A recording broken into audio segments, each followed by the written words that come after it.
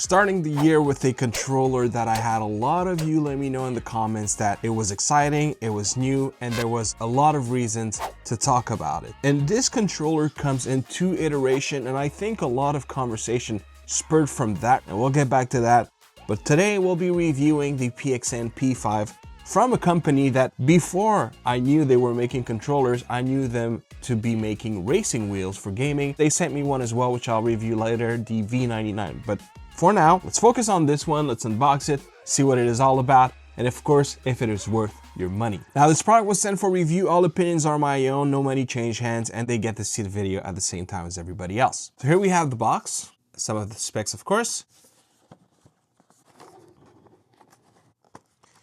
And while I'm undoing this little piece of tape, let's talk about today's sponsor, INIU. Are you always on the lookout for a capacity-dense, small footprint, reliable, quality battery bank? INIU catches the attention like no other with the P63. This little guy sports no less than 25,000 mAh with a capacity to charge up to 3 devices simultaneously with a maximum of 100 watt power output when using a single USB-C or 110 watt when using 2, leaving an extra USB-A for when needed. With an approximate of 80 watt-hour total capacity after considering energy loss, this could effectively bring your ROG Ally X from 0 to 100%. Just look at the size of this thing, it's so small. Past the amazing solution offered by this product, INIU includes a carry pouch, a 100 watt rated Type-C to Type-C 24-inch cable, and a nice on-screen solution to keep track of your inputs and outputs. A great way to manage your power bank at a glance, and thanks to the excellent 3 years warranty of INIU, you can feel safe that they'll take good care of your electronics and you. Buy INIU today, links in the description. I could have also gotten scissors, but I got it. The dongle right here, 2.4, and you have a pairing button there. The controller itself, it has a very sheen look overall. A USB-A to USB-C cable. It's very thin and very malleable. Not braided, not branded. A manual booklet, which is fairly thick. And one thing I'm picking up with this controller is I like the branding. It stands out, especially on the dongle. Like, there's no way that this is gonna end up in a box and I won't know what controller this is for. A very simple detail, but one I actually appreciate. Immediately, the moment you take it, if you like controllers like they used to be made, like I'm thinking Xbox One era. If you like that era of controllers, it screams at you that this is where it comes from in terms of feel. Like, you have this non-rubberized, just, you know, a little texture that is definitely more visible than it is felt. It is not rugged. It is a very soft kind of, they're little cubes. They look like little stacked cubes.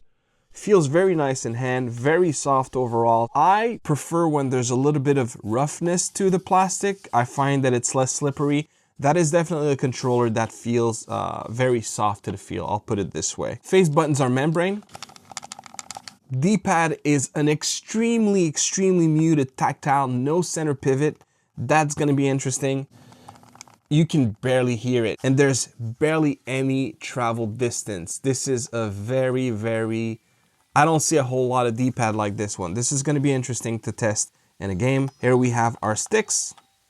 We do have an anti-skid ring around, but no metal ring around the stem itself. It really feels like I'm holding an Xbox One controller right now. Mine is the D-pad, of course, and of course you don't have the big Xbox logo, but just in terms of the ergonomics. So here we have our select, start, our capture, our home, and I would assume that this is probably a function button to map your paddles in the back. Tactile shoulder buttons.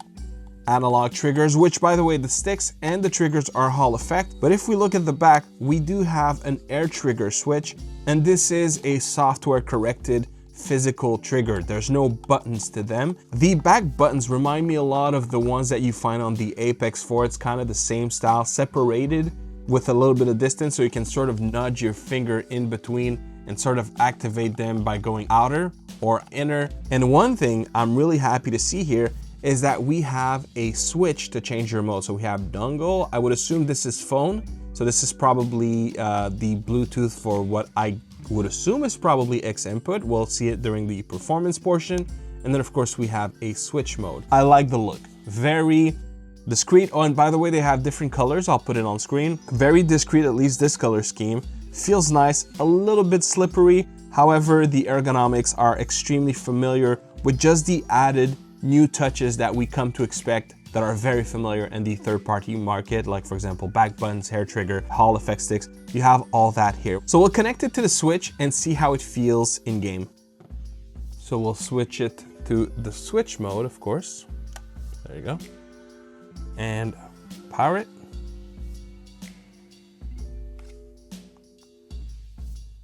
Because this thing is not powering at all. You know, this wasn't even planned, but I figured might as well grab the power bank from the sponsor because it is a great product.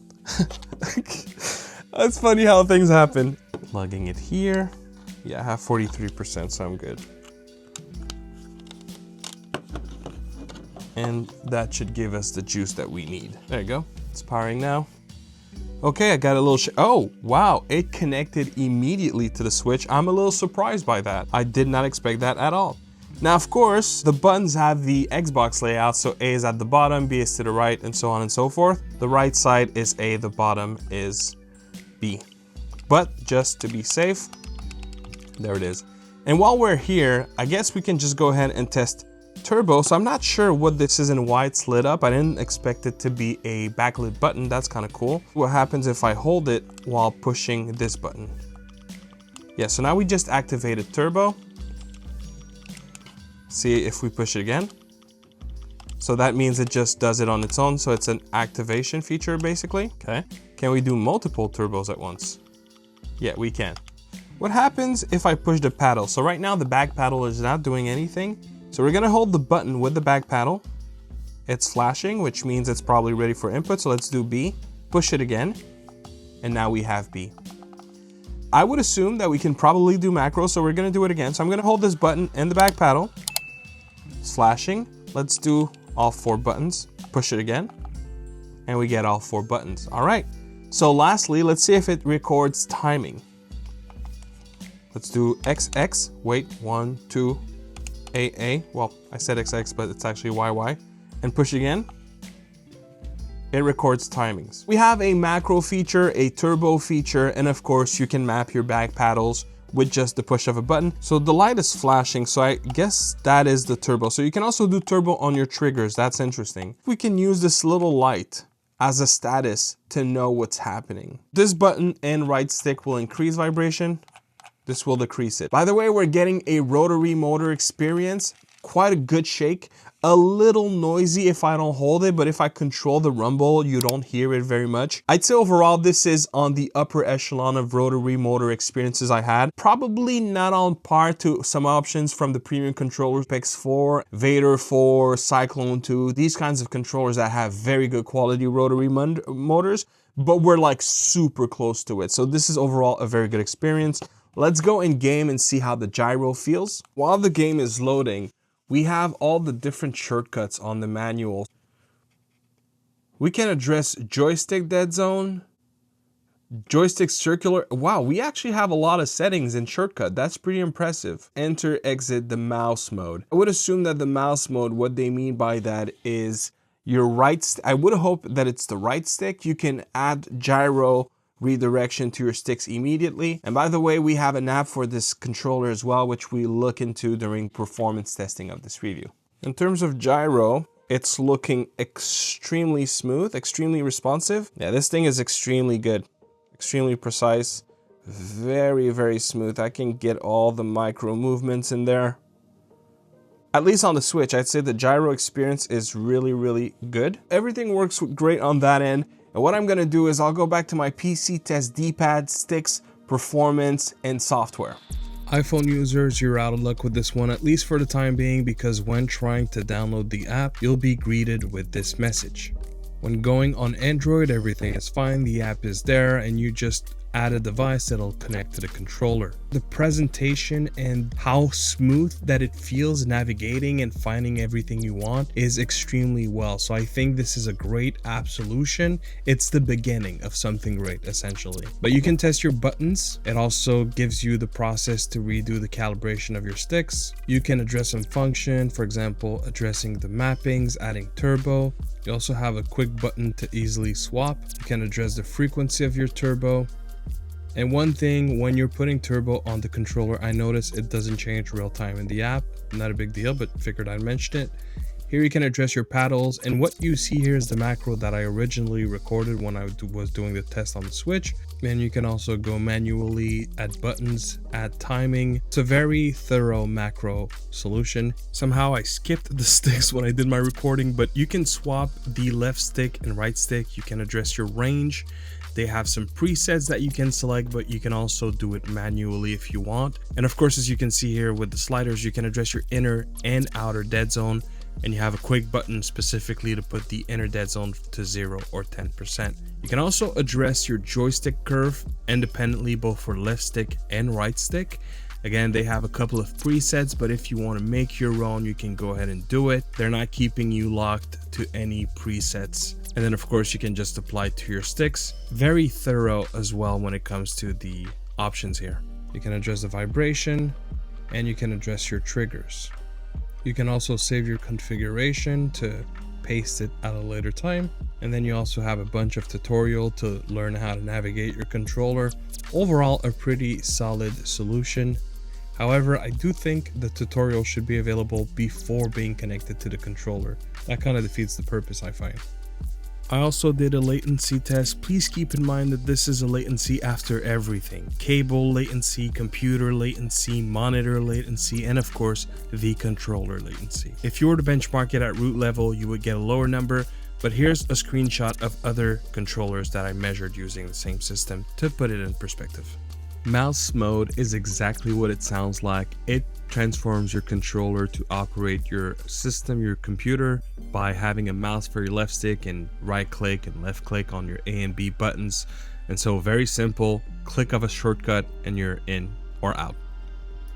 Overall, I've been pleasantly surprised with the D-pad. The diagonals were good and the input command was decent as well.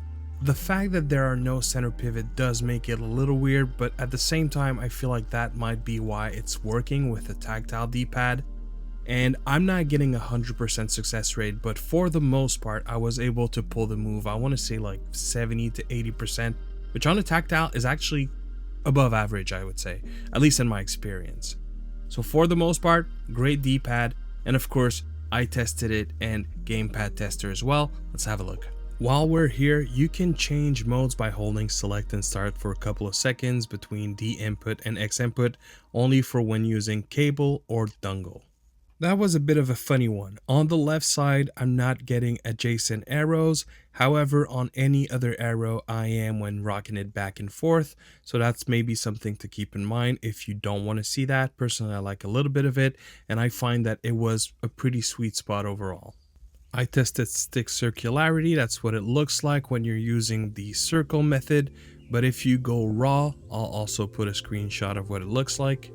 Overall, very stable in both cases. There wasn't really any perceptible physical dead zone when pushing the stick at the very end, no snapping to the axes. However, there was a little bit of snapback when releasing the sticks, but not a whole lot of it. Same goes for the triggers. They were pretty receptive, very well calibrated sensors. And I forgot to mention, there's just a little bit of dampening at the end of the actuation, but it's hardly noticeable at all. The step resolution was also pretty good, but it was jumping a little bit between 0.0004 and 0.0006. So I don't know if the sensor is sensitive or something, but you know, just an observation. Aim labs and stick testing. First of all, the shape, the fact that it's concave, I really like it, and you have a little bit of texture on the edges of the stick. And when it comes to aiming, of course it's Hall effect. It displays the jitters that I usually talk about in my videos. That said, it's overall an above average Hall effect stick, I'd say. Probably not as good as the Apex 4 Black Myth Wukong and Vader 4 Pro Hall effect sticks, but I would say that this is viable for aiming for most people and something that I would be comfortable gaming with, except one thing. I realized after the fact that the sticks are higher than the average controller, and I found that my left thumb was getting sore very quickly. That being said, if you have bigger hands, it probably wouldn't be a problem. If you have a smaller hand, it probably will be. And if you're used to playing with sticks like Control Free, these kinds of things, that will probably not be a problem either. but I find that while you have the height, you don't necessarily feel like you have as much a gate as if you were using something like a Control Freak. Oh, and all my scores using it were ranging from 27,000 to 29,000. I tested Steam input. It is recognized both on the X input, the switch mode, or the D input mode. On the D input mode, the extra paddles as well as the capture button is not being captured as unique buttons, so you will have to use an external solution to be able to redirect these buttons towards something different. Also, when on D input, you do not have access to gyro, you do not have rumble, you don't have any of the extra features that some D input controllers can also support. Oh, and your triggers do not get received as analog but rather as a button. Very important. When on the Switch Pro mode, you will have access to gyro, but rumble will not work. And for everything else, including the capture mode, it will behave as you would expect. The controller works fine both on the X input mode and switch mode when using it on the Steam Deck. And the switch mode actually does have functioning rumble on the Steam Deck, contrary to using it on PC, with the Steam input that is. And last but not least is performance. On cable, you'll have access to X input, D input, and switch. On dongle, you have X input, but also switch and D input. The switch mode is not shown in the manual, but you can still do it by holding select and start.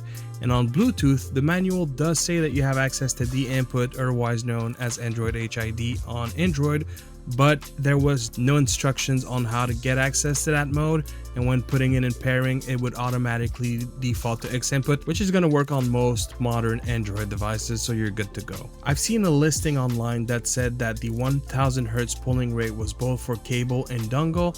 However, that's not what I had. On cable, it worked fine. On dongle, I only got up to 200 Hz. If that's important for you, that's something that you may want to keep in mind. But for the most part, it was stable across the board, nothing alarming, also nothing particularly outstanding. And I do want to bring forward again the price point. Considering the price point that we have at least 1000 Hz polling rate on wire, it's pretty good. All right, let's move towards the end of the video. The PXN P5. So while I was back at my computer doing all the tests, I also took a minute to look at the price, and I couldn't believe my eyes. To think that this much controller costs anywhere between $28 to $35. On Amazon, it's $35 US. However, I've seen it on AliExpress for as low as $28. I'll put the links down below. It is the new value king, put simply. I mean, I guess some controllers, some options out there have a dock. Here, there's clearly no option included or even available. There are no like pogo pins in the back or anything like that.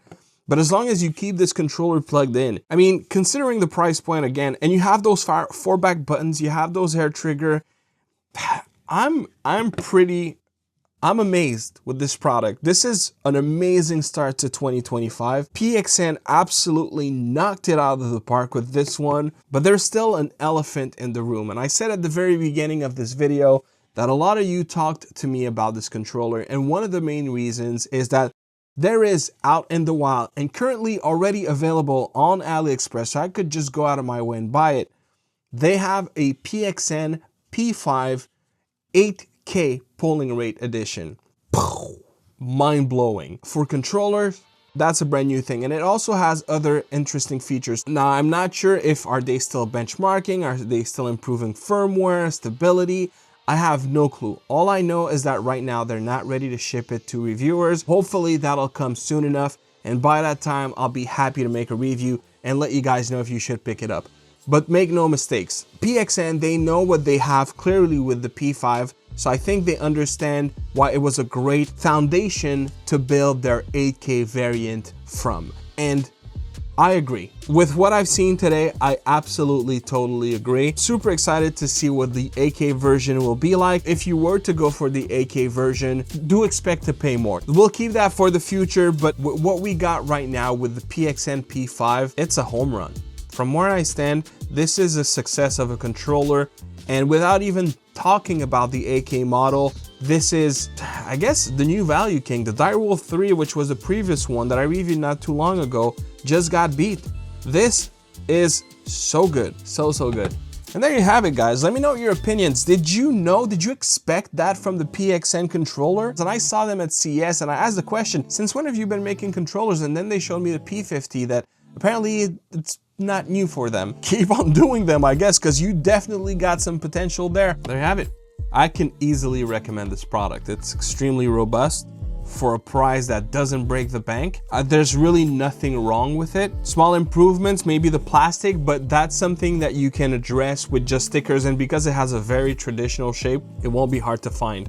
You have a lot of them on Amazon and the likes. Thank you very much for clicking and watching the video. As always, please consider dropping a like and a sub if you're new to the channel. If you have any inputs, any comments, let me know. Drop them in the comment box. I'd love to hear your opinions. And as always, I'll see you on the next one. Peace.